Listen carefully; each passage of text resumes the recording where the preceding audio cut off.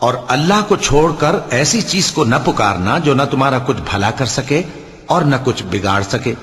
اب اگر ایسا کرو گے تو ظالموں میں ہو جاؤ گے. اور اگر اللہ تم کو کوئی تکلیف پہنچائے تو اس کے سوا اس کا کوئی دور کرنے والا نہیں.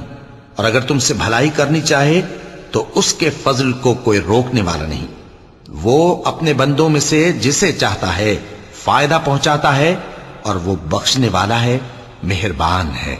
کہہ دو کہ لوگوں، تمہارے پروردگار کے ہاتھ سے تمہارے پاس حق آ چکا ہے، تو جو کوئی ہدایت حاصل کرتا ہے تو ہدایت سے اپنے ہی حق میں بھلائی کرتا ہے، اور جو گمراہی اختیار کرتا ہے تو گمراہی سے اپنا ہی نقصان کرتا ہے.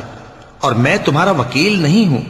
اور اے پیغمبر، تم کو جو حکم بھیجا جاتا ہے اس کی پیروی کیے جاؤ اور تکلیفوں پر صبر کرو یہاں تک کہ اللہ فیصلہ کر دے، اور وہ سب سے بہتر فیصلہ کرنے والا ہے.